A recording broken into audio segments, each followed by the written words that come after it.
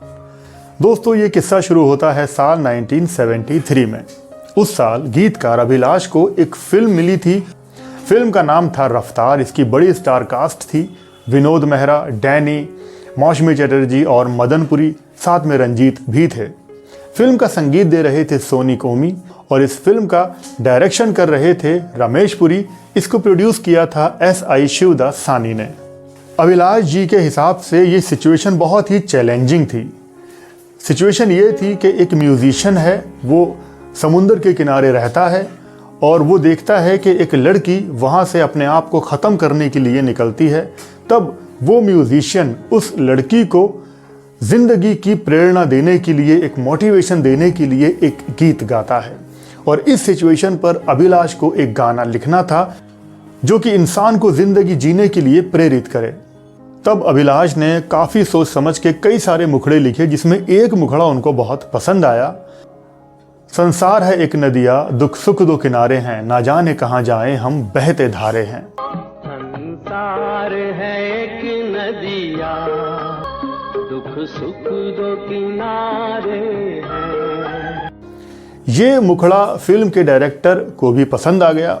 इसके बाद अभिलाष ने इसके और कई सारे बहुत ही शानदार मोटिवेट कर देने वाले अंतरे भी लिख दिए। गाना सबको खूब पसंद आया। तब अभिलाष ये गाना लेकर सीधा पहुंच गए अपने आइडियल साहिल लुधियानवी के पास, क्योंकि उनको अभिलाष बहुत मानते थे।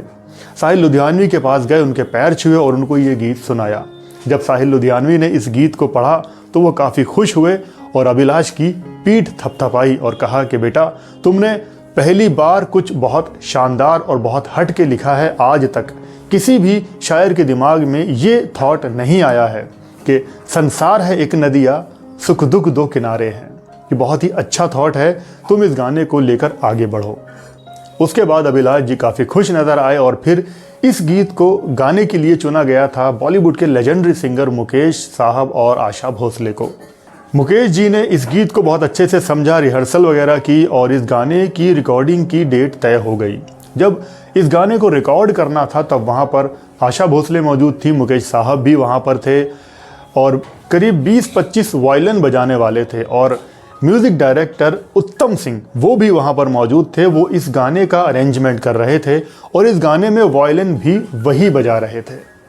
फिर जब मुकेश जी ने इस गीत को गाना शुरू किया, संसार है एक नदिया, सुख दुख दो किनारे हैं, ये गीत थोड़ा ही आगे बढ़ा था कि अचानक म्यूज़िक डायरेक्टर सोनिक ओमी के ओमी जी बोल पड़े, कट कट कट। सब लोग चुप हो गए कि अचानक क्या हुआ। तब ओमी जी ने एक माँ बहन की बड़ी मोटी गाली दी और एक म्यूजिशियन से कहा कि विजय, तू साले कैसे बजा रहा है, सही से क्यों नहीं बजाता। वो म्यूजिशियन विजय बोला कि मास्टर जी गलती हो गई, मैं भी ठीक से बजाता हूँ।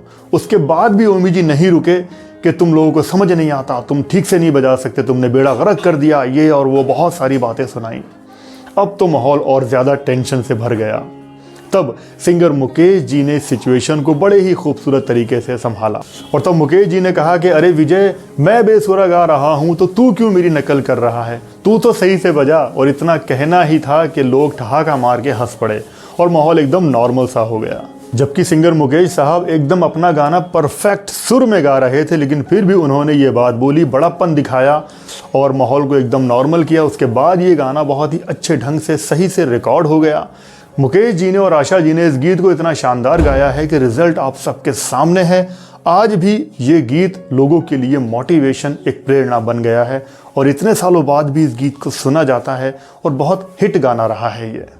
ना जाने कहाँ जाएं हम बहते धारे हैं। अभिलाष जी ने कहा है कि ये थे मुकेश साहब, जिंदा दिल इंसान, सबकी फिक्र करने वाले।